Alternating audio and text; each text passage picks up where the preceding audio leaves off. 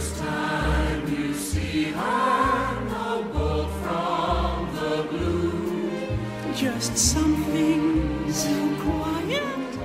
I went with Jim Henson's directorial debut, The Great Muppet Caper. I knew it. Kermit the Frog and Fozzie the Bear play the role of twin brothers. They're newspaper reporters for the Daily Chronicle, and they're accompanied by Gonzo, their photographer. They're assigned to investigate a theft of a valuable diamond necklace from Lady Holiday. I am going to come out the gate really strong here and blow your mind. Do you know who the actress is that plays Lady Holiday? The answer is no. Your blank Meryl look is a no. So Diana Rigg was a very established actress who only took this role because her daughter loved Miss Piggy and the Muppets. But more important to you, my friend, Lady Tyrell, the Queen of Thorns. No way. From Game of Thrones. Oh my God. Nobody. I have seen Game of Thrones every episode a million times. I have seen The Great Muppet Caper a million times. And Max, I never put two and two together.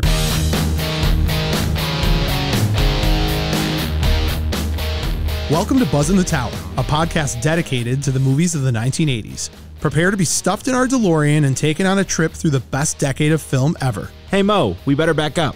We don't have enough road to get up to 88. Roads? Where we're going, we don't need roads. So if you love Caddyshack, The Goonies, Aliens, Weird Science, Spies Like Us, The Great Outdoors, Empire Strikes Back, The Great Muppet Caper, Pretty in Pink, Predator, Rocky IV, Roadhouse, Say Anything, Real Genius, Short Circuit, Some Kind of Wonderful, Beverly Hills Cop, Akira, Tango and Cash, The Breakfast Club, and They Live, just to name a few, then sit back, relax, and get ready to be entertained. Because we came here to chew bubblegum and podcast about 80s movies, and we're all out of bubblegum.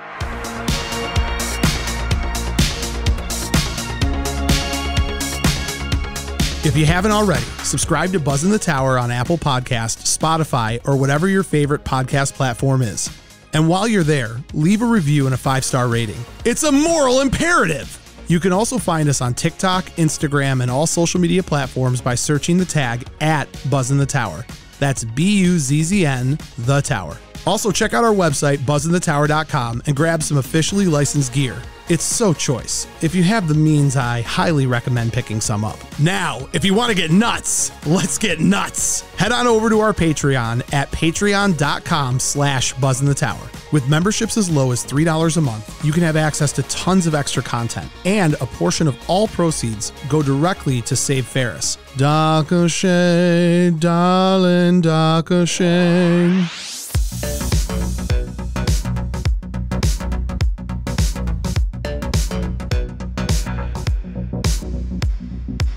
Buzzn The Tower is brought to you by Capsiva Pain Relieving Gel. Arthritis, muscle soreness, psoriasis, this all-natural gel designed to increase blood flow. Max, I can't just read. I got to speak from the heart. Yeah. Yeah. If you're riding Falcor all day long and your legs are sore. No, it's like the Duke brothers in Coming to America. You're back. That's right. Capsiva. This stuff is great. Go to their website, capsiva.com, and you can do a free trial of it. And we're real fortunate to work with them as a sponsor because this is something I believe in because I, again, am old as dirt and need this to basically get up in the morning and move around. Yeah, it spikes me up too. Yeah, and you're not as old as I am, but you certainly are falling apart. Yes, I am. Well, we sit down a lot for the show. We do sit a lot. So capsiva.com, try the gel. It will change your life. Buzzn The Tower is also brought to you by Bolton Legal Group. Commercial and business transactions and contracts, bankruptcy, general commercial litigation, real estate, real and personal property tax appeals, estate planning, you name it, Bolton Legal Group can do it. When I eventually get arrested for a number of the things I could get arrested Stalking for. Anthony Michael Hall. Yeah, well, when Elizabeth Shue finally says, I've had enough and stop talking about me on your podcast, this is the guy I'm going to call. Yeah. His firm, they're aggressive, they're fast. You know, this isn't like The Firm. We can't always just get a Tom Cruise out there helping us out. Paul Newman in The Verdict without all the problems. Yes, excellent example. No problems. Ian, on top of being an outstanding attorney, he also loves 80s movies. Yeah. Loves the show. We're ecstatic to have him on our team, also because he'll probably defend us when we get sued, again, for the myriad of things that we do that are probably tiptoeing on the illegal side. There's some copyright issues. Yeah, that's cool. Go to ianboltonlawgroup.com, and he's the best of the best of the best.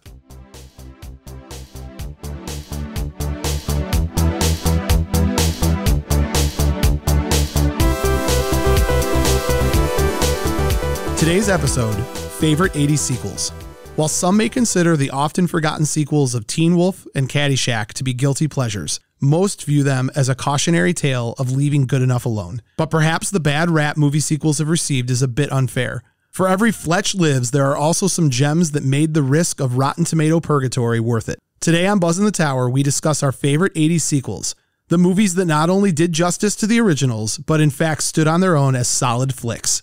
I'm Mo Shapiro, and joining me as always, the Weekend at Bernie's 2 to my Weekend at Bernie's, Max Sanders. And with that, let's pick our favorites. That's not even an 80s movie. No, but if I had 93. to say that like there's a sequel that you remind me of, it's Weekend at Bernie's 2. Aw, thank you. It's impossible. You make no sense to me. I don't know. Like you, He's been dead already. I know. I've made the Simpsons joke before when Mr. Burns, Montgomery Burns, if you will, Montgomery. What did I say? Flubbery? Yeah. Monty. When Monty Burns goes to the doctor and he's got Three Stooges syndrome because all to beat diabetes, and they're all stuck in the door. Yeah. Like that's like you somehow function with so many things going on. You are the Weekend at Bernie's 2 to my life. I'll take it. You will. Yeah. Max, welcome to the show. Hi. We've got a lot going on. We do? We got new sponsors. We got Patreon shout outs to do. We got a show to talk about. We're like a real show now. Things have changed. I'm loose. I'm not as tight. I'm going to let you have your way. You're in a 3-piece suit though. Why are you in a suit? Well, sometimes greed is good. Greed is good. He's not in a suit. He's in a sweatshirt. I'm not in a suit. Definitely sweat. Max, I'm excited first to welcome some new Patreons to the Buzzn The Tower family. Some co-pilots, if you will? We got some co-pilots. We've got an Iceman, a Maverick, and 2 Gooses. Wow. You like that? Sounds like a rap. It does sound. Oh no, I'm sorry, 2 Mavericks. I said that wrong. So let's start with Karen. Karen, welcome. She's a Maverick, and it looks like, if I'm reading this correctly, another international fan of ours. Woo, where from? I don't know, but when I look at the pledge payment, it's got that weird E in front of it, so it's like European. Neat. I am so smart to not know what that is. Also, Rose, Iceman, welcome to the party. Woo! Paul Kavanaugh, Maverick, excited to see you, buddy. I know he'll love this. And then the real life Tiny, this guy. He's done the Schwarzenegger guy. impression on our Instagram. He did on Instagram. We got to have him on the show. We will. He's great. And then Edwin, who we have had on the show, hopped in as well. So guys, welcome to the Patreon. Love having you. And for those who have not jumped in yet, additional content, behind the scenes, some of Max's hair, whatever you need, we're going to get you. I want to read you something. Max and I were just having this conversation the other day. The podcast is so much fun for us. And there are these moments where we get these messages, and it could be on Instagram, it could be on Facebook, and they're really positive affirmations of the work that we're putting in this. And I just got this on our Patreon. It was a direct message from Dr. Benedict Alexander Zahn, which again, I argue is the best name ever. But I want to read you what his message was. He sounds like a name Chevy Chase would make up in Fletch. I haven't even shared this. You're going to cry. Get your Kleenex out. So Dr. Zahn says, hey guys, Happy New Year. You made my day with your shout out. I'm very happy to represent your European listeners. I'm in the middle of opening a 10,000 square foot COVID vaccination center in Berlin and have a 9-month-old son at home. It's one of the most stressful times of my life. Thanks for offering me that little time out once a week. Listening to you feels like talking to friends about one of my favorite topics. Keep up the good work. Ben, Maverick, Doctor, Second International Patreon. Oh, man. I have to tell you, dude, like, first of all, what a rock star this guy is for putting together this center to like work on helping and supporting people with COVID. Yeah. And that we somehow, through all of our insanity, are bringing him like a little bit of a reprieve. It makes it all worth it. It really does. Like that's like, I was so happy when I saw this. It was my little surprise. I wanted to read it to you on air. Let's make our Dr. Zahn hero of the week. Ooh. Yeah. Hero of the week, Dr. Zahn. We got some firefighters and medics and all that listen to our stuff. Well, look, talk about this. Yeah. You may have just come up with a good idea. I like it. But let's talk Maybe off once air. a month. Just, you're getting aggressive with making decisions on the show. This on you. 2022. I need you to calm down. Dr. Zahn. Is it Dr. Z's with a Z? It's Dr. Zayas is what we're going to say for now. Zayas, Dr. Zayas. Doctors. I love that you know the Simpsons jokes. Yeah. All right. What's wrong with me? I think you're crazy. On a second opinion, you're all so lazy. All right, Max, are we ready to go? Yes. Ready to jump into this awesome topic. Speed 2. Oh my God, the speeding. William Dafoe's the bad guy in that, you know? Oh, I know. Yeah. Oh, I know. And Jason Patrick, our boy from Lost Boys. Oh, man. Yeah. This Maybe better than we thought. Maybe. I have found that the biggest debate I ever see around sequels is people try to make the decision of what sequel is better than the original. The Dark Knight, Empire Strikes Back. Godfather 2. Yeah, I don't like either one. I know you're not a big fan. So this is a little bit different. Deadpool 2. Deadpool 2. I disagree with that, but whatever. They're both great. They are both great. I would preface this by saying ours is a little bit different of a conversation. So first of all, the name of the episode really lays it out. Favorite. Favorite is different than best. So like you and I recognize sometimes what we view as favorite is not necessarily critically reviewed as the best. So I got a perfect analogy for this if you let me talk for a second. Nope.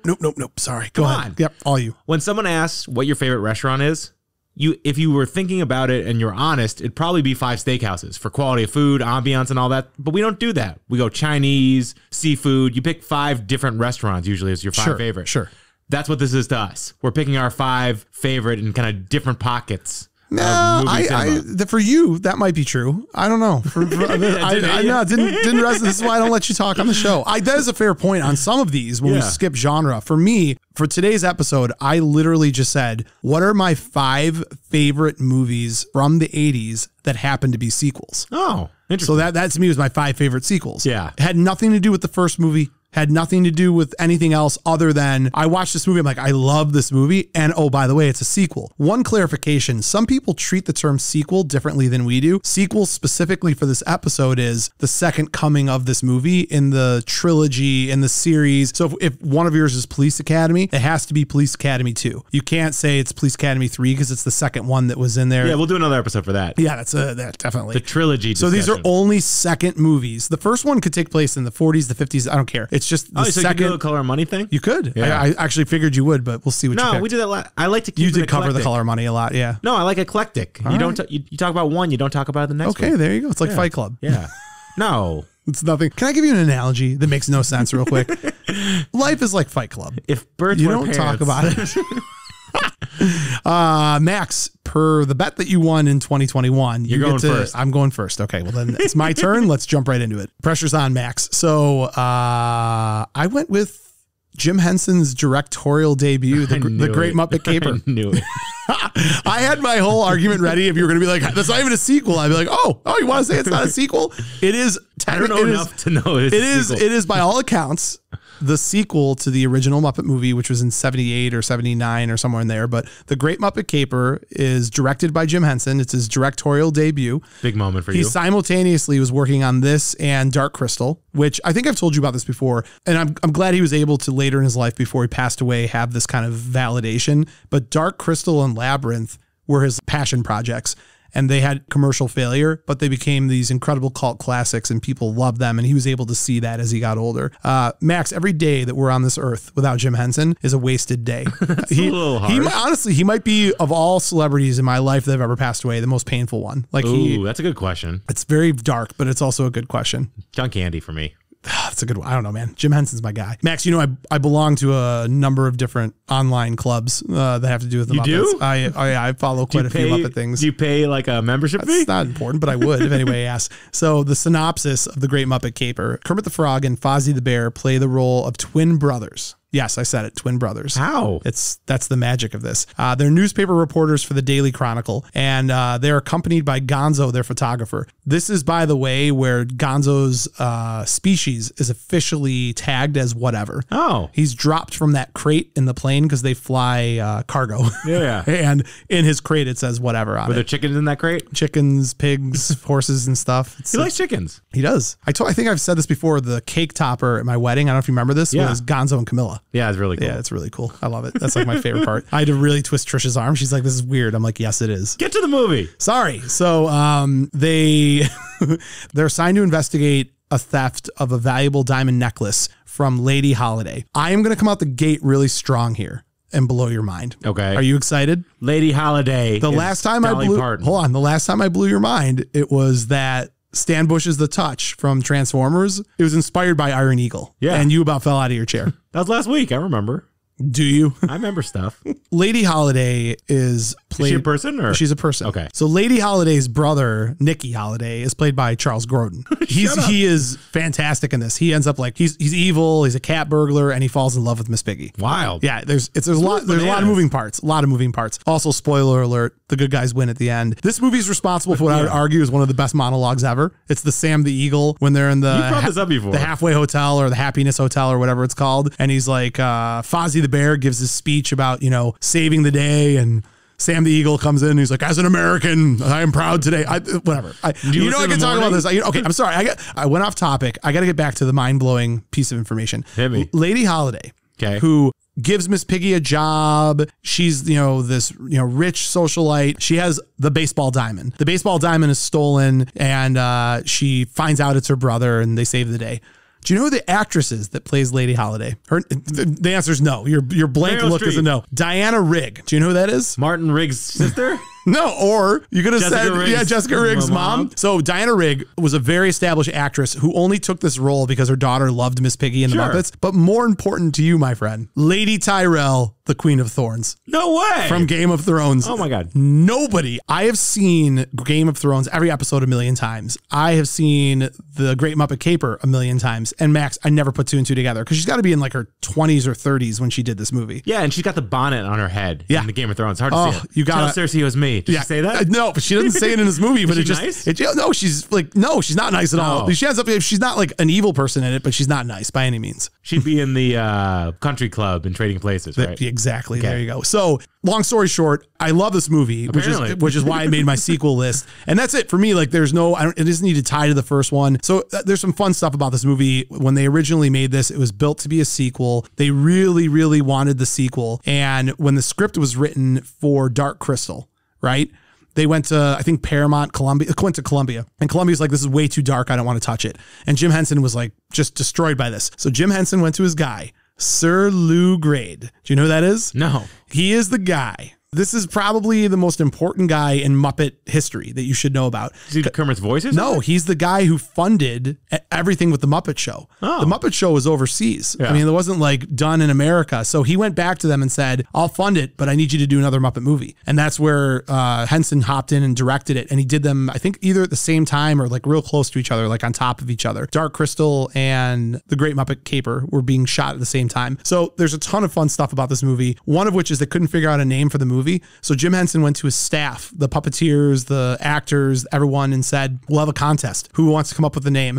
And the names they came up with were terrible. And it was his daughter at the time, who I think was like a teenager, who came up with the name. It's a good name. In the Muppet movie, there's the scene where they're on the bike, and it was kind of cool. Like you never saw a Muppet on a bike before. So they wanted to up their game a little bit. In The Great Muppet Caper, there's a scene where every character is on a bike, and they weren't sure how they're going to do it. So imagine, like, I just think about me and my son. Like Jim Henson turned to his son, Brian Henson, who at the time was like 16 or 17, and was like, go figure out how to do this. And it was like, isn't that cool? Like he's working with his dad, who later in life, Brian Henson's done a ton of work on his own right. Yeah, why aren't you friends with him? I should find him. I should get him on the show. That'd be amazing. There's a song in this movie, The First Time It Happens, which was up for Best Original Song at the 1982 Oscars, and it lost to Arthur's Theme. Arthur's theme's awesome. I know, but like, I just want to point out that this was up for an Oscar. I know you like that kind of stuff. We need to talk about Arthur more often. That's one of those things where he's hilarious. Like it, but I love it. All right, so budget for the movie, $14 million, took $31 million at the box office, has all the regulars, did well. I mean, whatever, it's a Muppet movie. Yeah.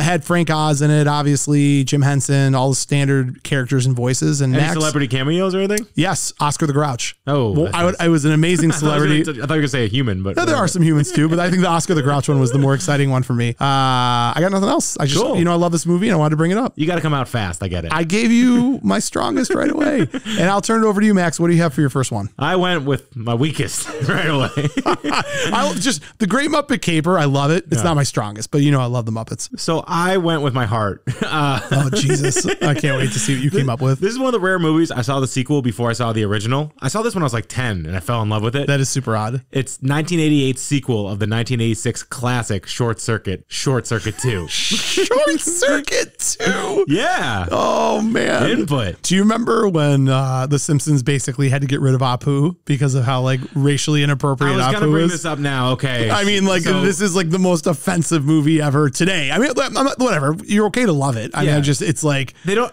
So that guy's Caucasian, right? Yeah, back it up. So Fisher Stevens plays an Indian guy named Ben Jabutia. If his performance wasn't offensive enough, your butchering of his name might be. So let's just get out of the way. It's problematic. It's always going to be problematic. Yeah, for sure. Thank you for. I just wanted to make sure we talked about it. I was going to, you jerk. So the original made Los Locos kick your look at kick your face. kick your blanket to outer space. You love short. Anything. Johnny Five is your guy. Yeah. How do you not have a Johnny Five tattoo, by the way? It's too complicated. It would take No, a long it's time. not. You have other tattoos that are way more complicated than Johnny Five. I'm past the tattoo point in my life. I think. Here Unless we people are go. going to pay me Unless, for it. Patreon. Yeah. All right. Sorry. I'm interrupting you. Go ahead. Give me some Johnny Five. So the original made 40.6 million on 15. This one made 21.6 on 15. Not great. Still but- made money. Yeah. Well, I mean, I think with marketing and all, I think that's not actually A problem. Yeah.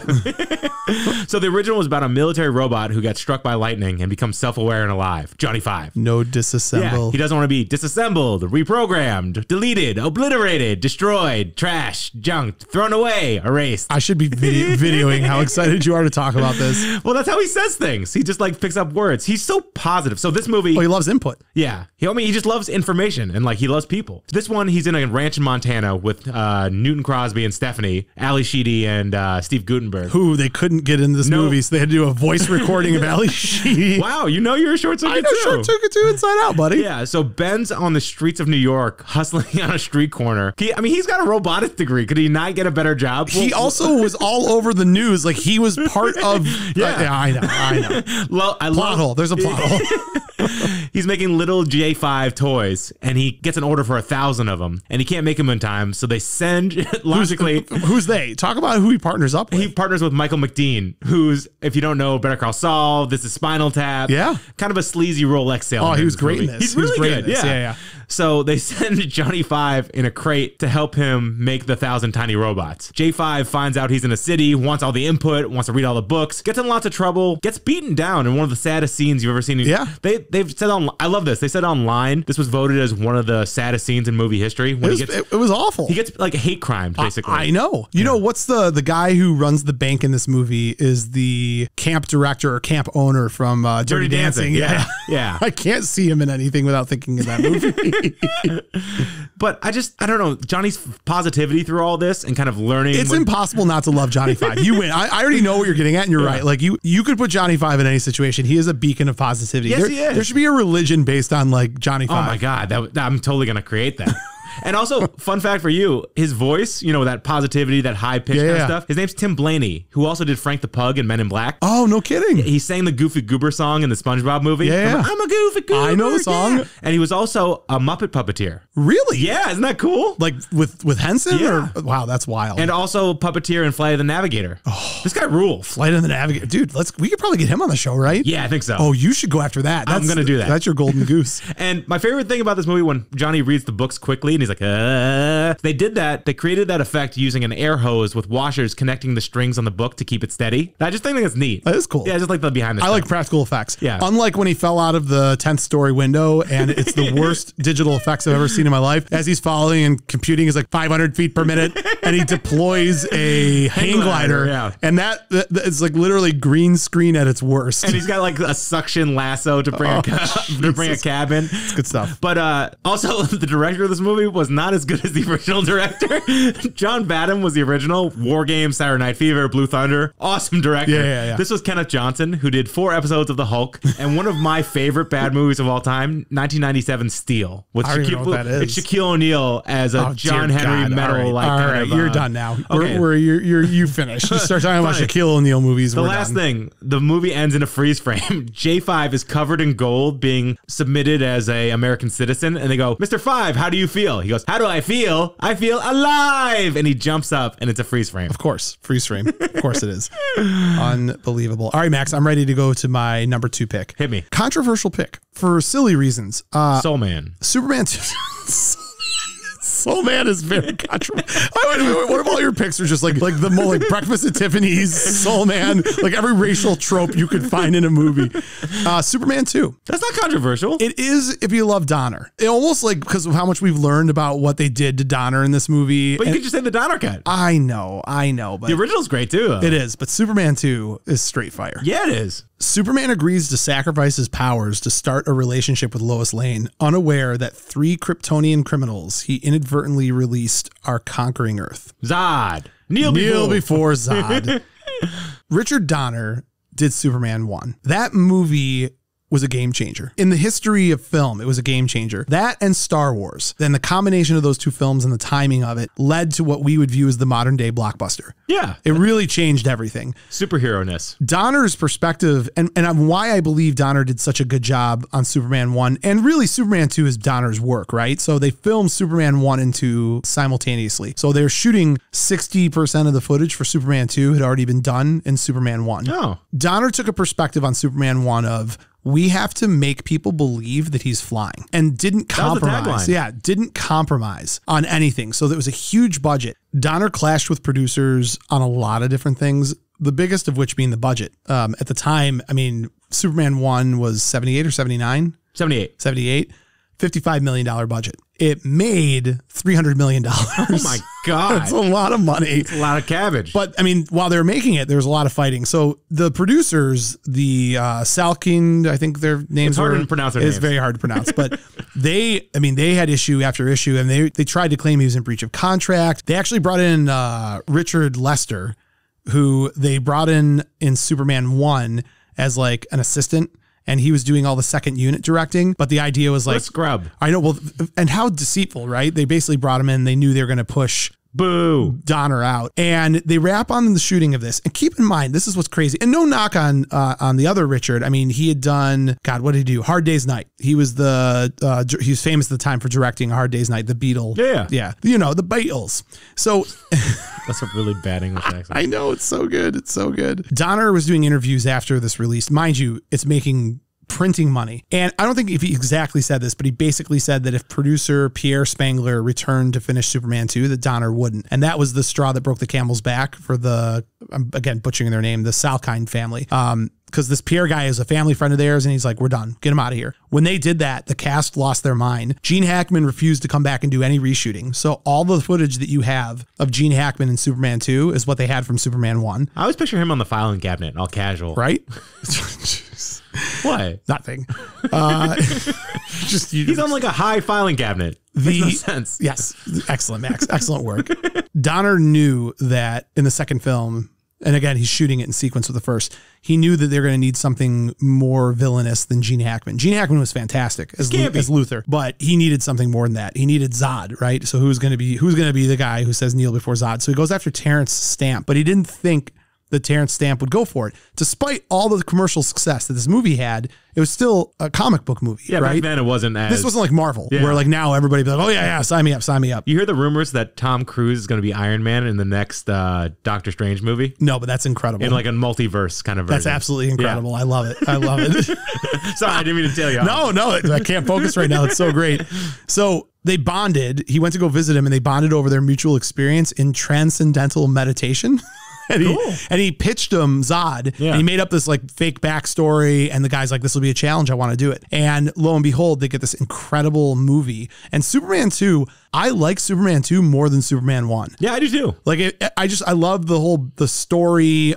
The destruction of the city by the 3 kryptonites. The weakness of Superman. Yeah. Like seeing him weaken himself, coming back to that diner and fighting the guy after he gets his power back. Like all of that is just great. Or when Lois falls out the window or jumps out the window. I love that. Well, and the Donner cut is great. If you haven't watched it, I highly recommend watching it. It adds quite a bit to it. When they went back and recut the Donner cut, they went to the estate of Marlon Brando to ask for permission to use his voice, because really that issue had nothing to do with Donner. Brando was in a lawsuit with them over how much he got paid for the first one, and they were like, we don't need him, which is why in the original Superman 2, that wasn't Donner, it was all Superman's mom that you saw. Yeah. But they got from the estate the license to use his voice to do all the stuff for his dad in it. So Superman 2 to me, again, going back to the sequels that rock, like I watched this movie and it's a great movie. I love Superman 2. What did it make? What did it make? That's a great question. You greedy little pig. I like to know. It made $54 million budget. It made $190 million. There you go. Right? Yeah. It's still, not $300 million, but it still did great. Once the $100 million is the blockbuster definition, right? Right. Yeah. No real explanation needed. This is a great movie, and it's one of my favorite movies of the 80s, and it happens to be a sequel. No explanation needed. You spent like 20 minutes on it. Yeah, whatever. That's what we do. Like that's what we do. Story. Yeah, Jamity jam. Explanation needed. Shut your pie hole. Max, it's a great movie. What do you got? What is your second choice for sequel movies?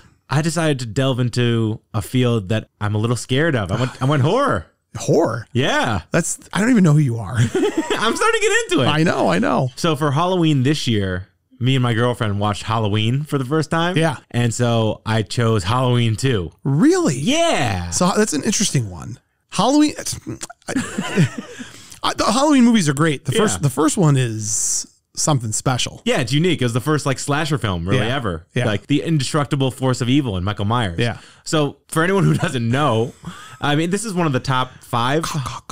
Is that from this Oh, one? no. That's not. It's Dun, dun, dun, dun, dun, of Carpenter. Yeah. I was giving you Friday the 13th, Jason. I can't believe that you're sitting across from me and able to correct horror film stuff. Like, it's unbelievable to me. I've grown. I'm all grown up. You're such a big boy. Such a big boy. So Halloween, 15 years after murdering his sister on Halloween night in 1963, Michael Myers escapes from a mental hospital and returns to the small town of Haddonfield, Illinois to kill again. Dum, dum, dum. It's 1978. Now, the movie ends with Michael Myers getting up after being shot 6 times by his doctor, Dr. Loomis. Yeah. And that's how the movie ends. I wouldn't give a referral. He'd not do well on my Yelp page. I liked his passion. He cared about Michael, weirdly. So this film will take place in 1981, and I love a good sequel where it's immediately after the chaos of the original movie. Right. Like, this is still the night of. Like, literally, Michael just got up, and they're like, okay, the movie started. I'm like, yes. So this one wasn't directed by John Carpenter, and it shows a little bit. So it was directed by Rick Rosenthal, who did 7 episodes of Smallville. I love that show. Remember? Somebody save They still licensed all the music that Carpenter did. So, So Carpenter did the writing and he edited a lot of this. Yeah. And he was so upset. He thought Halloween was a standalone movie. So Well, because he wanted to kill off the doctor, and he didn't want anything. He didn't want there to be anything after the first one. I think we saw some interview with him, didn't we, where they talked about how the studio was like, no, don't kill off everyone. We want to be able to do more. yeah, so he only did the script because he thought he wasn't paid enough for the first movie. The first movie only cost $325,000. It made $47 million. So he was like, you know what? I'm going to be a part of this and make my money. Sure. Yeah. He said he hated the script so much, the only way he got through it was a 6-pack of Budweiser every day. So Oh man, he's eccentric. Carpenter, like, he's still today. If you watch again these interviews with him, they're kind of incredible. He's very eccentric. yeah, he's awesome. Yeah. He's special. Okay. And so Jamie Lee Curtis is back, as Jamie being terrorized by Michael, which you find out in this movie, spoiler alert, she's his sister. I know. Yeah. He hated that. John Carpenter. I know. It's like Boo Radley hiding in the basement. Yeah. It's incredible. And I love a good hospital terror movie. This movie basically takes place in the hospital. Hospitals are terrifying. They're really scary. And it's the night of... Which Nightmare on Elm Street was all in the mental hospital? That's Dream Warriors? Dream Warriors. That's I'm sorry, it was what? Dream Warriors! Well, that's a psych ward. It's a little different. I love that's in a hospital because you get to use all the stuff around. You get to use like the syringes, the kind of chairs that he boils some girl in a whirlpool. Yeah. It's gnarly. Yeah. I don't know. Slasher movies don't freak me out that much. They're really fun. You've watched a lot. You've probably desensitized yourself quite a bit. And also, it's really spooky how the movie starts with Mr. Sandman by the Cordettes. Yep. And it ends with that too. Yeah. It's just, I don't know. Very Back to the Future-ish. Yeah. Oh, I have one fact that's going to blow your mind. That's a high billing. Okay. So there's this one scene. Johnny Five is actually Mike Myers. Well, first of all, the Shatner mask, it looks a little worn in this one. They used the same mask from the original, and the original Michael Myers put it in his back pocket during a shooting, and they didn't buy a new one. So it's like it's kind of stretched out and worn. Isn't that weird? Don't you think they would have bought a new one? My mind is not blown. No, here's the mind blowing. Oh, yeah, that was teaser to the mind blow. So there's a scene where the news reporters are outside the murderer's house, when he killed the 3 girls. Yeah. And there's a reporter woman talking to a camera guy about where they want to shoot. And he's nodding. He's in a trucker hat. He's got blonde hair. And you're like, that looks familiar. It's Dana Carvey. No way. I confirmed online. That is Dana Carvey? That's Dana Carvey. That's incredible. Okay, I stand corrected. Mind blown. Mind blown. Was he like, swing? No, nothing. But you could say he's worked with both Michael Myers. Oh, this guy. I'll behave. Unbelievable. That's good. It's a fun horror movie. If you don't like horror movies, this is a fun one to dive into. Max, this perfectly transitions into something I wanted to bring up with you. So can you imagine if you were the homeowner that had the house that Mike Myers murdered all these people in? That'd be the worst. Right. So how do you sell that house? You get a good realtor. You have to get the best realtor. And maybe that ties nicely into our newest sponsor.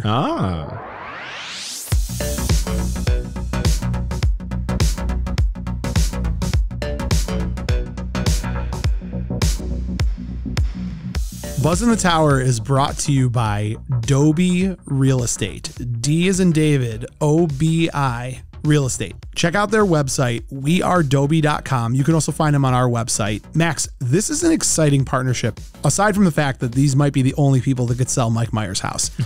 This is a young, energetic company that has a great culture. Dobie Real Estate got set up in 2018. They started with 7 agents. Now they're at 95 agents. They have 114 total employees. In 2021, $400 million in sales, 1,000 homes. Holy moly. Especially for all of our Michigan listeners, the way that the market is right now and how crazy things are, the difference of 20 or 30% on your home is the difference in who you've got. Great culture, great personality. They deal with Rochester, Royal Oak, Birmingham, anywhere in Michigan. Go check out Dobie Real Estate. Check them out on social media. They're constantly posting free content of teaching people what to look for in the market right now for selling a house, for buying a house. The team over there is incredible. If you reach out to them, let them know that Buzzn The Tower sent you. Dobie Real Estate's a great group of people, and I would highly recommend them if you're selling or buying a home. And are we ready to get back to the show? Let's do it. Let's do it. And that takes us back to the show. And Max, with my third choice, I'm going with one of my faves. Okay. Ghostbusters 2.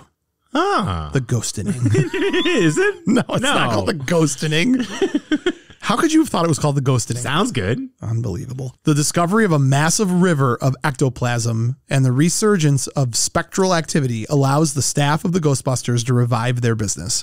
It bums me out that they were doing badly. Like they're doing like birthday parties. The biggest plot hole in this movie is their fall from grace. Yeah. Like I love this movie, but I cannot reconcile how like these guys saved the city of New York and now they're basically all unemployed or being sued. And it's very care that ghosts are real. Yeah. Like, that anybody would question it, right? Unbelievable. I guess Venkman's not the most likable guy. Do Ray Egon. I also love that Bill Murray gets another one of his brothers in the movie. Remember, he was the judge. Yeah. Do you know that the two ghosts were modeled after the Blues Brothers? No way. Yeah. Nice. Little tip of the hat.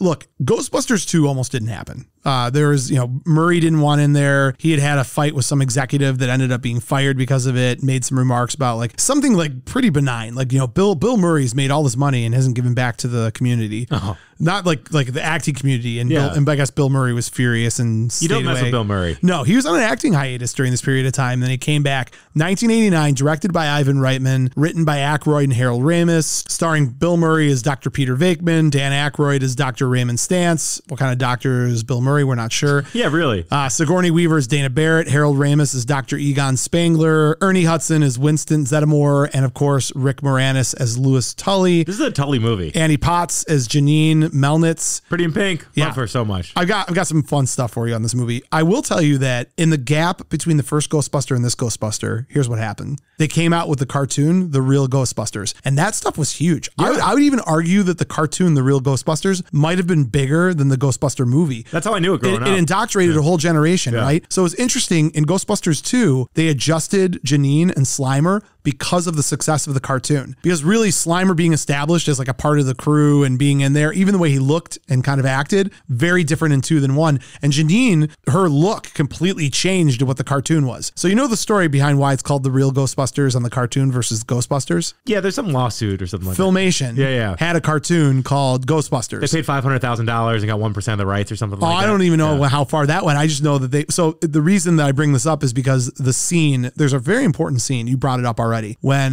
who is it? Is it Ernie Hudson? Who's doing the birthday party? It's Ernie and Aykroyd. Yeah. They're doing the birthday party. And they're like, who are you going to call? And all the kids start yelling, He-Man. Yeah. That was the thumbing of the nose. He-Man is Filmation. Oh. So they were doing that. Also, do you remember the kid that gets up there and he's like, my dad says you guys are full of crap or something like that? Do you know who that kid is? No. Oh, Max, I'm so excited to tell you who that kid is. Christian Bale. That kid was Jason Reitman.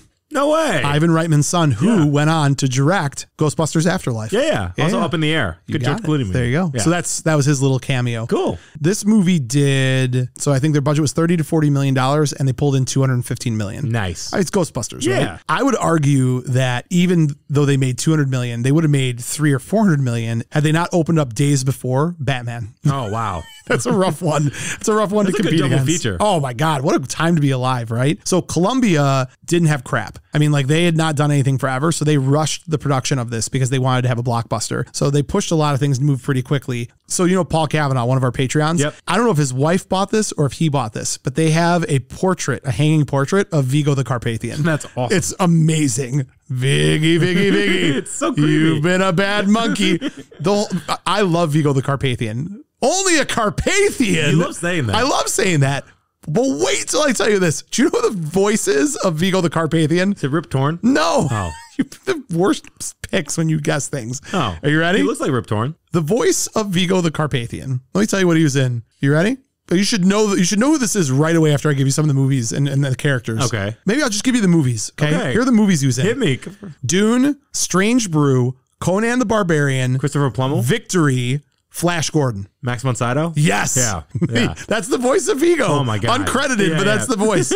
So yeah, Dune, he was Dr. Keynes. Strange Brew, he was the brewmaster Smith, I think was his name. He was King Osric from Conan the Barbarian. He was Major Karl von Steiner from Victory. And of course, Emperor Ming from Flash Gordon. That dude rules. Yeah. Yeah. He's the best. Also Minority Report. Oh, yeah. He's awesome. Yeah, he is. He's very good. The last 25 minutes of the entire movie had to be reshot in 4 months because it tested terrible. They put it in front of everyone. What was They hated originally? it. Who knows?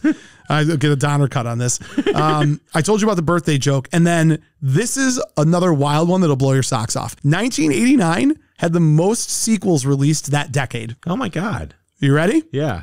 Now, I don't think that this accounts for like B films, but I think this is mostly like major release sequels. But studio films. And the 80s certainly were not afraid of sequels, but I got to tell you that this list is powerful. When I say the most sequels, not like our show today, but continuations of any franchise. Last Crusade, Back to the Future 2, Star Trek 5, Karate Kid 3, Lethal Weapon 2, License to Kill, James Bond, Elm Street 5, Halloween 5, Fright Night 2, The Fly 2, Friday the 13th Part 8, Police Academy 6, Fletch Lives, and Christmas Vacation. Wow. All in 89. That's pretty good. Isn't that wild? I like It's like they were like cramming to get them all in before the 90s came. Which Police Academy was it? I don't know, dude. The last one was Russia, I think. How that has not been rebooted is beyond me. I know. Well, it's grossly politically incorrect. They'd have to change the entire format. Yeah, but still, you got the music. You could do it. But how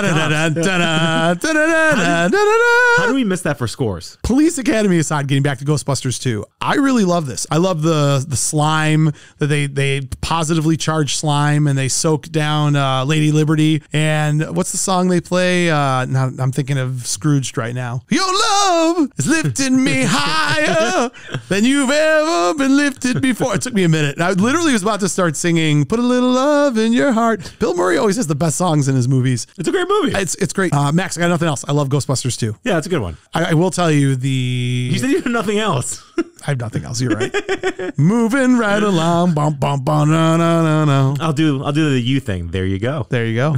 Yes, yes, yes. So our listener, Steve Joyce, loves it when I say yes, yes, yes. Someone do one just for him. Yes, yes, yes. Wow. You charcuterie board son of a... Water. I love water. I love liquids. I love soda. Max, who's your next movie? Who's your next movie? What do you got? So in this movie, the movie before it had the most profound predictive line in the end scene in movie history. When John Rambo says, "Nothing is over," there was 5 movies. That's pretty profound. That's pretty. Yeah. Rambo First Blood Part 2? Yes. The most confusing title in movie history. I'm a little pissed off that you picked this movie. I have this on my list. This is the first one that I had that you had. Now I have to go to my backup. So thank you. I have a fact since you took this from me. No, I'm going to wait. I guess that's if they didn't hit me. Yeah, I don't want to hit you. Yeah. I have a fact on this that is so obscure and so ridiculous that there's no way you have it. And it's more of like a personal experience fact about this movie. Tell me your crazy fact first. Nope, go. Wow, okay. Let the audience percolate. First movie, a veteran Green Beret is forced by a cruel sheriff to flee to the mountains and wage a one-man war against the entire... I love that you feel you need to go over the first movies for people. Some people don't know. Get to the sequel. Okay, sequel. In 1985, Tight Hour 36. This is where Rambo, the absurd Rambo, was born. Like, the first one's a real movie. This is like the 80s. You know what I mean? Yes, it is. That's why it's so good. Everything's pumped up. It's so good. So Rambo returns to the jungles of Vietnam on a mission to infiltrate an enemy base to rescue American POWs still there. Cost $44 million, made $300 million. Yeah. And it was supposed to be like an anti-government movie, like the government's corrupt. Ronald Reagan loved this movie. He's just like, I love it. I'm the Gipper. Why do you do a good Reagan? Well, Oh my God. Add Reagan to the list. I guess that's on your list now. only Rambo to be nominated for an Oscar. Best sound effects. Oh, I was like, are you kidding? How did he get nominated for an Oscar? I mean, you got rocket launchers, exploding arrows, exploding people, mud disguises, true love between him and Ko. Like the Jade Buddha necklace that he has and like their connection always gets me. When she dies, it always hurts me a little bit. Troutman has one of the greatest quotes outside of in the first movie when he says, God didn't make Rambo, I did. He has this incredible quote. It's not even something that chews up a lot of time, and it's almost said like as a throwaway line, but I think it's great. Forget the war, remember the mission. Ooh, that's good. I like that. Yeah, you should tell me that when I'm like all the time, lazy. every day. Tell you that? Yeah, I'm aware. And you got Martin Cove in this. You got John Kreese. Oh, yeah, Erickson, absolutely. The can't be trusted military dude. Also, freaking epic that James Cameron wrote the original script. Yeah. This feels like a James Cameron script. So the original one had Rambo with a sidekick or protege who had all like the funny one-liners, and Sly was like, no, I want all the one-liners. Yeah. You know who they originally had for that role? John Travolta. Are you kidding me? Oh, isn't that incredible? Oh my God. Because they wanted to sprinkle like a new kind Oh, jeez. Rambo, what we doing? Hey, he can do that stuff. Look like Broken Arrow. Yeah. Yeah. I don't know. He can do it. Face Off. Yeah. Face Off is a better example. That's of true him. too. Yeah. And I guess someone was killed during this movie. The movie was dedicated to Cliff Wenger Jr., who was accidentally killed by one of the film's explosions. I mean, my God. Dude, there's so many, like, remember when he's like about to leave and he's like, sir, do we get to win this time? And Troutman's like, this time it's up to you. Sly did 8 months of training for this. 4 hours a day, took SWAT combat lessons, archery, and survival courses. And the evil villain, Russian Lieutenant Colonel Podofsky, who's played by Steven Berkoff, Victor Malin from Beverly Hills Cop. I'm well aware. Yeah. Originally, it was Dolph Lundgren signed on to play that part. Oh, man. But they realized they had already signed him to Rocky IV. So Oh, my God. Can you imagine if they were just like, let's do both? The most genius thing about this movie, that lieutenant is the only villain that has a single line in the movie. Really? Everyone's just cannon fodder for Rambo. This kill list on this was huge. So yeah, it's 74 confirmed kills from Rambo, 85 body count in the whole movie. My Lord. It spans 2 days. So Max, are you ready for my blow your socks off fact about this movie? I don't even know what's a fact. So there's a video game for the Nintendo Entertainment System, the NES, called Rambo First Blood Part 2. Really? And I owned this game. The beginning of the game, when you hit start, it's like picture of Troutman. It's like beep, beep, beep, beep, beep, beep, while he's like typing and the words are coming up. Yeah. And the words that come up are basically, I have a mission. You're going to go to Vietnam. You're going to save these people. And if you complete the mission, you're out of jail. And then underneath that, it gives you the option. And the two options are, this is so incredible. When you think about being a kid, like little kids were playing this game, the two options are, I'm not afraid of death, and I feel better in prison. Oh my God. If you select the I feel better in prison, it then says, it's up to you, but the game doesn't start until you say yes. I remember clicking on that and being like, well, I guess I got to say yes. And then when you say yes, it's like, good, I'll make the arrangements. And then you're in the game and you're killing. That's awesome. Isn't that Was it a great? fun game? It was a great game. I want to play it. That and Jaws, The Revenge. Yeah, you've talked about that before. I know, even though the movie was, but the video game was Mario incredible. Peebles, I man. know. Jaws, The Revenge. Do you get to use the knife in Rambo? Yeah, of course you do. Okay, cool. You get to cut people up. Oh, do you get the exploding tip arrows? I don't remember. It's been a long time since I played blow up that game. one guy? I just got done telling you I don't remember, and you're going to keep peppering me with questions. I don't know. Maybe it'll trigger your brain. No, it's going to trigger something. It's not going to trigger my. Oh, yes. All right, what's your next one? I must totally have a thing for Richard Donner because he's coming up again. 1989, Lethal Weapon 2. I was going to do this. It's just that we talk so much about it. I know, but Yeah. I love this movie. It's a perfect movie. This movie starts off. I mean, well, let me back up. I don't want to be a Max Sanders. I don't think I need to explain Lethal Weapon 1. Riggs and Murtaugh are on the trail of South African diplomats who are using diplomatic immunity. Cougaron. Thermopolis from Bill and Ted's Bogus Journey. We'll get to that in a minute. They're using their immunity to engage in criminal activities. This is the introduction of Joe Pesci, Leo Getz. Okay. Leo Getz. His explanation of money laundering, I still don't get. I don't either. Yeah. This and the orange juice trade in Trading Places over my head. Someone I have no message idea. us. Explain it. Yeah, if you know how to money launder, We'll shout you out. call Max 617. Hey. I think I like Lethal Weapon 2 more than Lethal Weapon 1. It is better. I mean, I know that sounds crazy. I love Leo Getz. I love The South Africans are awesome. everything and the care that they take. I've got some cool information about this movie, but the care they take to really develop Riggs' character. So the beginning of this movie, gold pen, right? Yeah. Did I list this movie as one of my favorite favorite movie intros? Yeah. This should have been. Yeah. Because the beginning of this movie, The car chase, right? no, it starts off with the Warner Brothers and it does the warped version of the Bugs Bunny intro. So it's like bum bum bum bum bum bum bum, and then it's the high pitched strings and it's like a Donner movie. And it's like boom, and Riggs is in the car punching the ceiling. Woo! Let's go!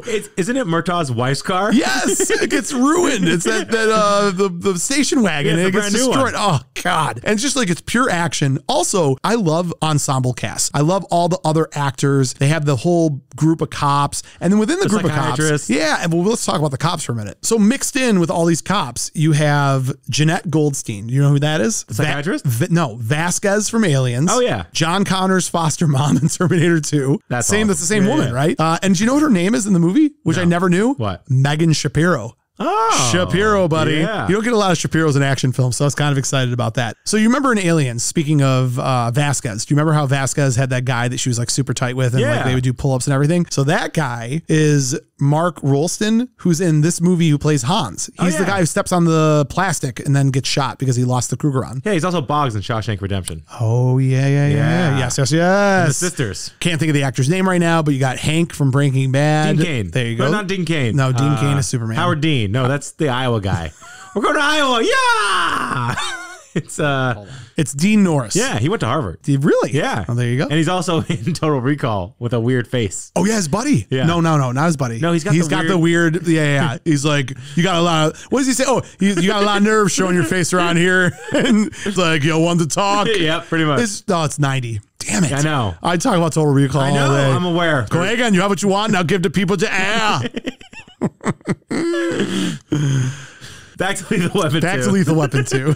Sorry. You talk Total Recall, it gets me all riled up. Yeah. Oh, the shoulder separation scene is in this one, right? Yeah, the straight jacket. Did you try it? Never. I tried it once. I have no interest in doing that ever. Where'd you get a straight? Never mind. I don't know. No, the shoulder separation thing. I just tried banging against the wall. Oh, yeah, that's super weird. The guy who plays the diplomatic immunity guy is also who plays Thermopolis in Bill and Ted's Bogus Journey. Oh, no way. Don't you remember? No, I don't. You idiots, go find the... And he does the accent. Yeah. That's the same dude. Yeah, that guy rules. He does. South Africans are great villains. Yeah. The Penn story that you brought up briefly, that whole scene's great, right? So Riggs is hanging out with Murtaugh's wife, Trish, right? Yep. I always remember that because my wife's name is Trish, of course. And they find the pen. He tells the story about the night his wife died. So there's just an good emotional tie to it. Talks about Leo Getz.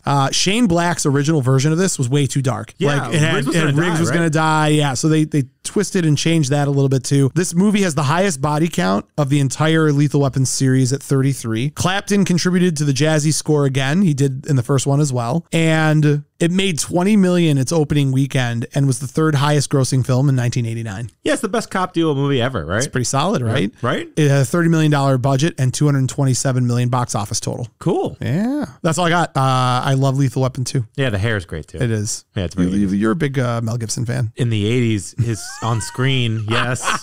And 90s too, Ransom's awesome. No, he fits the mold of the type of people you like. Max, who you got? Are we down to our last ones? I'm second to last. You're second to last, yeah. and then I'm last. Got it. So sometimes you don't want a steak. Sometimes you want a Slim Jim, an infomercial, an El Camino. This is my trash pick. Oh, man. Are you going to garbage panda this one up? I want Porky's 2 the next day. Porky's 2? There's no explaining it. I just Porky's 2? Yeah. Objectively, like, you like that movie. I do. I can't wait to try to listen to you talk about this movie without me bleeping everything out. Go ahead, Porky's 2. So I saw the original like a month ago. And it blew my socks off because everyone's laughing at everyone with the Lassie stuff. And they actually have some like real stuff about discrimination and really pick up your friends and everyone should be treated equally. You are the first person to ever give a critical review of Porky's as being a feel-good movie that's bringing us up. Well, in the first one, they persecute the Jews and then they learn that Jews are people too. This isn't Schindler's List, Max. It's Porky's. It's close. Jeez. And in this one, the Native Americans are being persecuted. True. And very true. In the end, the people persecuted them that get their comeuppance. This is beautiful. I'm tearing up. And it's a coming of age story. You know, it's 1950s Florida, high school guys. Think American Pie. It's like the grandfather of those kind of movies. Yeah. The great grandfather of those kind of movies. The first one made $111 million.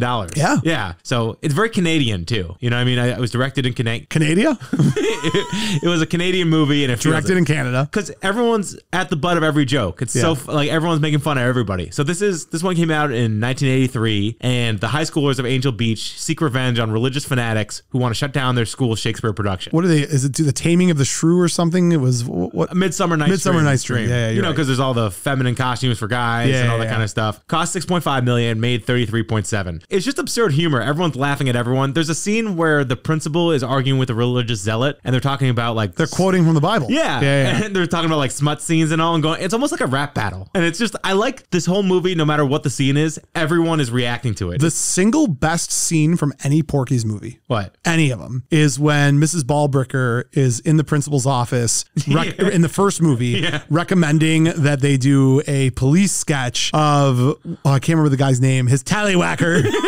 and they're trying to hold it together. That's the best scene ever of a Porky's movie. So I'll defy that in a second. But you know who directed this movie? No. Bob Clark. Really? So the only reason A Christmas Story got made is because he made the sequel to Porky's, which they wanted. Oh, interesting. So if you remember on stage when one of the actors loses his sword, and they give him a leg, to fight with. Oh no, that's not the leg from the lamp. The leg from the lamp from A Christmas Story. It's a red shoe. That's absolutely incredible. Yeah, the only difference is the red shoe. It's not black. But that's the same thing. Same exact one. Oh my Lord! Talk about memorabilia you want. That's yeah. Give me the Porky's leg. Yeah. Well, the Christmas Story leg. No, that's what I'm saying. Yeah, right. Give me the Porky's leg. But I love how they give Wendy really kind of a personality in this movie, where she's like one of the guys. I can't listen to you seriously talk about this movie. That last scene in the French restaurant with the county commissioner, where she fake pukes. I'm only 15. Yeah. We'll talk about cherries. It's like, oh my, and she's just over the top. She's fantastic. She's taking into account what she was in the first movie versus what they gave her in the second movie. I agree. She nailed it. It's so funny. And the fact that they shave all the KKK members in front of the Native American community. Yeah. It's just wild. So I'm kind of confused why Bob Clark didn't have a bigger career. Porky's too. He made Rhinestone, which is the worst Sylvester Stallone Dolly Parton movie ever. I agree. He made Baby Geniuses. Oh, Baby Geniuses wasn't that bad. Yeah. And his second to last movie, I have to watch this, in 2005, was The Karate Dog. I got to watch it. Okay. Well, anyways, on that note, are we ready to go to our last ones? Yeah. I'm actually surprised. You did well. You meandered through Porky's 2. Any French restaurant scene where calamity happens and there's like a fountain that people can fall into, I'm always a fan of that. Oh, wow. We're down to the last one. Yep. I'm up? Yep. This is the piece de resistance of my Pierre list. de resistance. The what, the who? It's like Pierre de resistance. It's not peace? I think so. I don't know. This is my favorite pick. This is the Pierre of Risty. Garçon. There's a million reasons that I could have picked this movie from 1987. At the top of the list would be the Detroit Lions Letterman's jacket that's worn by Axel Foley. Beverly Hills Cop 2. You took it. Is that what you were going to do as your last one? Yeah. Ha ha! I am a god. Bow before Zod. Johnny Winstone over here. I blew it. I said bow. Yeah. Kneel before Zod. Axel Foley returns to Beverly Hills to help Taggart and Roseweiner investigate investigate Chief Bogomil's near fatal shooting and the series of alphabet crimes associated with it. You could make an argument with me. I'm going to say that I like Beverly Hills Cop 1 the most, but you could make an argument with me about this one being really close to as good. It's got the Tony Scott kind of vibe to it. Yeah, they grabbed Tony Scott hot off the presses of doing Top Gun. This feels like it's got a Top Gun feel to it. It's got lots of flash. It's got a lot of quick cuts. Brigitte Nielsen. The Playboy Mansion. It's got the opening scene where they're robbing the jewelry store and the timing and the horse track and 60 seconds. Oh my God, this movie's so good. Brigitte Nielsen, man. She had an affair with Tony Scott during the filming of this. Wow. Yeah. She's really good in this, actually. Yeah, I thought she was great in this. I think this is her best role. I think I don't know. She's great as Red Sonja. No, come on. The victim in Cobra. Just scream. Ah! No, she's great in this. She's absolutely great in this. Tony Scott directed it. You got Eddie Murphy, Judge Reinhold, and of course, Ronnie Cox. Yeah. Dick Jones. The greatest actor that didn't act as much as he could. Do you know what movie I almost took and put in this spot? What? RoboCop 2. Just so I could do. That's 90. No, it's not. Is it? No, RoboCop 2's in the 80s. 90, suck it. Is it really? Yeah, you don't even know. Come on, man. bro. That would have been such an embarrassment on my end. I just loved I would have asked you to say, like, Max asked me to say, what's bugging you, Murph? What's bugging you, Murph? Kane's bugging me. There's so much to love about this movie. All right, $27 million budget, made $276 million.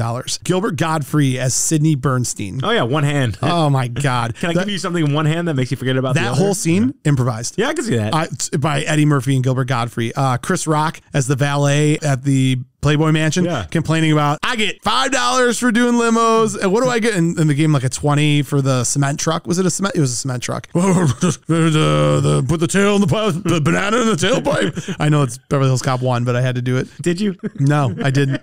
Paramount, apparently after Beverly Hills Cop 1, wanted a TV series, but Eddie was done doing TV, so that's why they went to Beverly Hills Cop 2. Do you remember when Axel goes to the gun club? Yeah. Do you remember the name that he introduces himself as? No. Richard James. You know why? Rick James? Rick James. His little tip of his hat to his boy. Tony Scott really wanted Hans Zimmer to do the score, but Paramount pushed a gentleman by the name of Harold Faltermeyer on it. We know who that is. Talk about him all the time. This is the first film that Eddie Murphy was involved in the writing process on, either as a writer or a co-writer. Good for him. I thought so. Good for him. You're wrapping up. You want me to go? It's good. It's good. It's good. Do you understand at the end what they're doing at the track and all? It's confusing. Everything about this. I'm not good at that kind of stuff. So before the final gun battle, Rosewood is pulling guns out of his trunk. Remember the whole Rambo thing, like all those weapons? Yeah. So this is actually a nod to the co-producer, Don Simpson. So according to Judge Reinhold, he recalls that the first time he ever met Simpson, the producer showed off his gun collection, which was in the trunk of his car. Oh my God. Think about Don Simpson. It's very Don Simpson, right? When Eddie takes over the mansion and he's like, if they want to live in a donut, let them live in a donut. Right. It makes me laugh. This is the biggest opening weekend of 87, which is a good year. Yeah. You like this year. Bronson Pinchot couldn't do Surge because he was in Perfect Strangers. Makes sense. In Rosewood's room, he's got the posters of Rambo First Blood Part 2, which you just talked about. With all his plants. And Cobra. They all and love both starring Stallone. And then Stallone's then wife, Brigitte Nielsen, appears in the film as Carla Fry. And Stallone was the original choice to play the lead in the original Beverly Hills Cops. This was like a tip of the hat to him. Yeah. Except he wrote it into something much more dark, Cobra. which became Cobra, right? I'm glad we have both. I am. And I had to give you, outside of the letter jacket, which the first appearance of the Detroit Lions Letterman's jacket is in Beverly Hills Cop 2. It doesn't show up in the first one. Oh, yeah. I had to go back and watch it because I was convinced of it, but it doesn't show up until this one. And then another shout out from the Michigan-Detroit connection. Despite a long career, the song Shakedown, shake down, break down, you busted, is Bob Seger's only #1 hit single on the Billboard Hot 100. Oh, neat. Yeah. And also, doesn't Rosewood make a reference to the Pointer Sisters at one point? Yeah. It's so random. Yeah, it's like they were in the first one. Yeah, absolutely. Absolutely. I love Rosewood in this movie. I'm not sure what the significance was. I don't know why the property master, because usually the prop masters who would get or wardrobe would get the letter jacket. They picked the number 67, which was Greg Orton, a no-name lion that could have done anybody else. Your lion's sensibility? I just could have done someone else. That's all I'm saying, but whatever. I want that jacket so bad. Beverly Hills Cop 2. It's exciting. It's high pace. The friendship blossoms, Rosewood and Bogomil and Taggart and Eddie. And so at the end, the chief of police is being abusive and the mayor's there and the mayor's seen enough and he fires him. But I cannot get that guy out of my head from Boogie Nights when he played the colonel, lollipops in my mouth. Yeah, he's not a good guy. And every time I see him in this movie, I'm like, you're not a good guy, sir. You're not a good guy. But I mean, this is great. This is classic Eddie Murphy and it's one of my favorite 80s movies and it is how I'm wrapping out my list. It's a good one. I'm jealous. All right, there you go. What do you got? I have the best sequel ever. Oh, I went with a sequel that didn't even need 2 in the title. The Road Warrior. Oh, Mad Max. Yeah. That's a good one. Mad Max 2, technically. This one is just fast-paced, destructive, and the world building they do in this is incredible. So this movie only cost $3 million, and it looks like it cost $100 million. I don't know how George Miller, the director, did it, but he's like the car actions aficionado ninja. You know what I mean? He just gets it. What was what did the first one cost? So the first one cost $300,000 and it made $8.75 million. And it was only released really in Australia with kind of a light global release. Mm-hmm. That was more about a policeman with his family set out to stop a violent motorcycle gang. Right. So that was more kind of before he loses everything, before Max becomes this one becomes the post-apocalyptic story. So in this one, a cynical drifter, Max, agrees to help a small gasoline-rich community escape a horde of bandits. It's more fun. It's outrageous. It's got the weird BDSM. Can I say that? Yes. Okay. Yes. The Humongous as their leader. He's basically just wearing a Speedo and a silver hockey mask. It's a weird movie.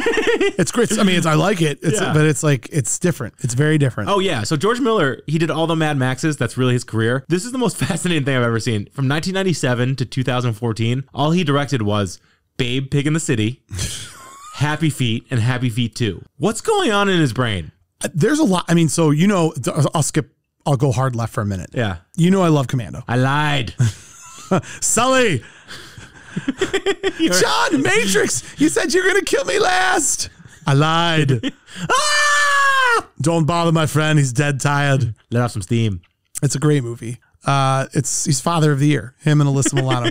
Vernon Wells, who I like, when you think of, the Predator, right? Schwarzenegger goes up to the Predator. When you think of like Kyle Reese, fighting the Terminator. When you think of all these different like bad guys, right? Like, what's the guy? Darth Vader's voice. James Earl Jones. Yeah. Who was he? I know James Earl Jones. Why can't I think? Thulsa Doom. Thank you. Doom. Yes. Thank you. Yes. All these, Max, I'm telling you, I'm losing my mind. Too much info. No disassemble.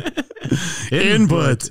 When you think of all of these kind of classic bad guys that he's had to go up against, in this movie, he went up against the girl from Clueless's dad, and you're really getting into Commando. I know. Well, sorry. So Vernon Wells, he's great as Wes in this, the pink mohawk. His redeeming role has got to be Wes in Road Warrior. So he does Bennett, Road Warrior. He does the Lord General in Weird Science, who's Wes. Yeah, but they call him the Lord General. Inner Space. He's don't you take this from me. Yeah. He's Mr. Ego. Yeah. I couldn't believe that. I was like, oh my God, that's right. Yeah. And he kind of was in love with the one lady. And I totally forgot. You know what my favorite Vernon Wells fact is? What? Mel Gibson said they knew when it was time to wrap up shooting for the day, because it got cold, if Vernon's butt was purple. Oh, that's right, because he was wearing chaps. Yeah.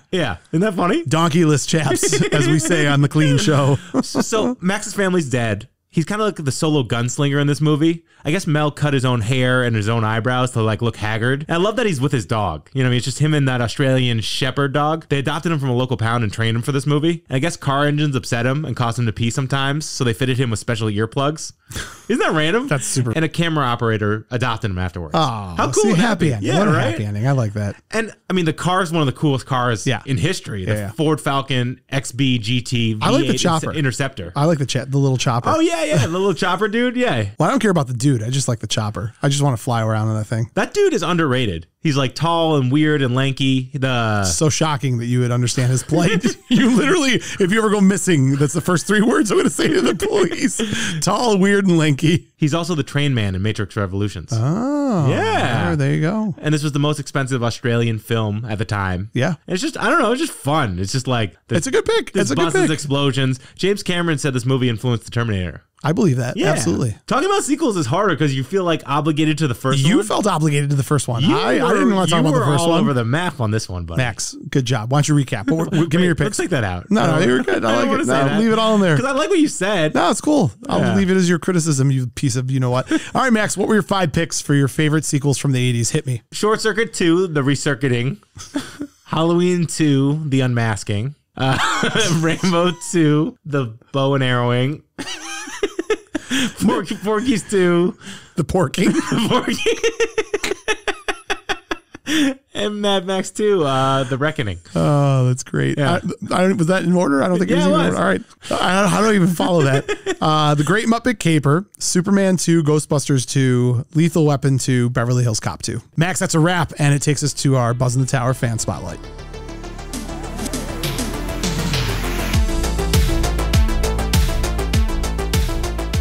Max, our spotlight is from Rich, and Rich is the single proprietor, the man, the top of the food chain. Big dog.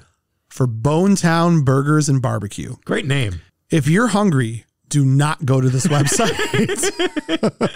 Bonetown Eats, BONETOWNEATS.com. This is a food truck that if it was anywhere near my house, I'd be in real physical trouble. Hand-cut fries. They got their own barbecue. The Lemmy looks good for the burgers. They do all scratch cooking, right down to their bacon and habanero ketchups. They got sriracha pickles. They are the only burger truck in the Boston area, and they do it with a heavy metal flair, like their Lemmy burger from Motorhead or their Simmons, as in Gene Simmons veggie burger. They are making a Buzzn The Tower burger. We don't know what it's going to be. We don't know what it could be. The Mo and Max to the Max burger. It could be anything. I don't know, but I've been told that we're going to be on the menu, which is exciting. Well, I live in Boston originally, so when I go home, maybe he'll like design it for me. Yeah, that's super selfish. Why don't you bring me with you? I'll take you with me. Am I not good enough to see your family? Yeah, you are. You make me hurt in my heart. Back to burgers. Back to burgers. I feel like 80s and burgers are the two things that are the most like got to get behind them things in the world. It's America. Yeah. Yeah. It doesn't get more America than that. No.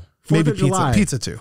Maybe Maverick eating a burger. There you go. Yeah. Find them on social media, Bonetown Burgers, at Bonetown Burgers. Let's hear what Rich had to say for his favorite 80s sequel. Hey guys, this is Rich Cambriello, otherwise known as the Bone Daddy. Actually, I'm the only one who calls myself the Bone Daddy. But hey, from Boston Burgers out in Boston, Mass. And I'm here to be the fan spotlight of the week, which I can't say enough of being an awesome, awesome, awesome honor.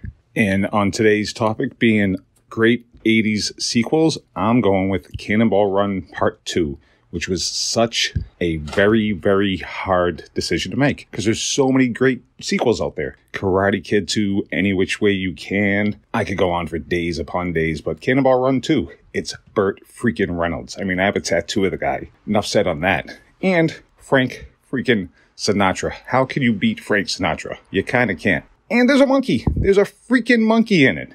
You can never top a monkey, no matter what happens.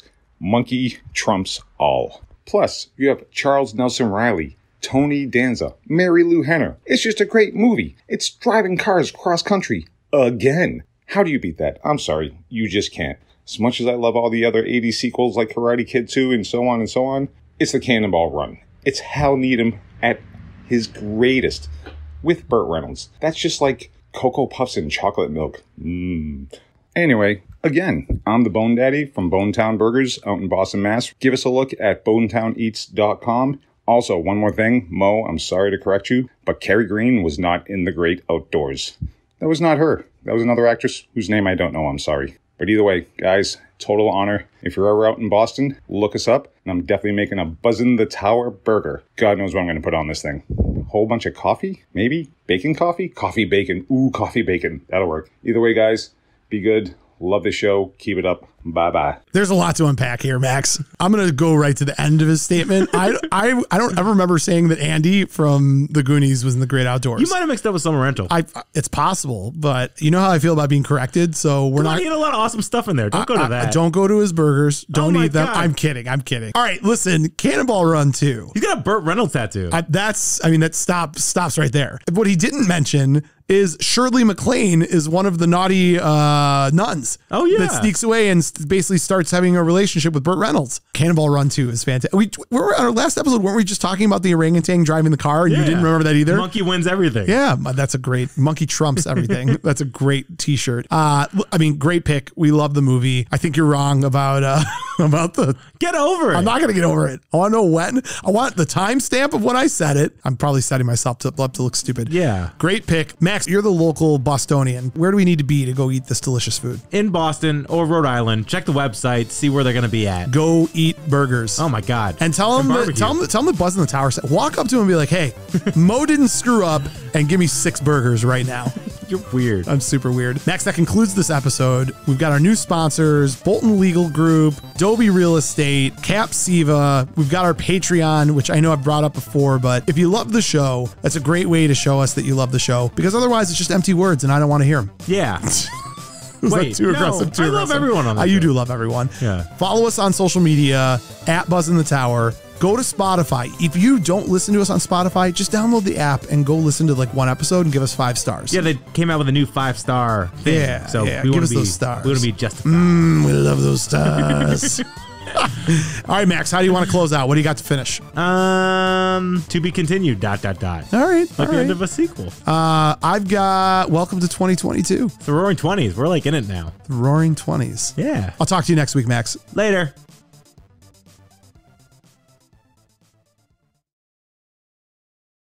You're still here?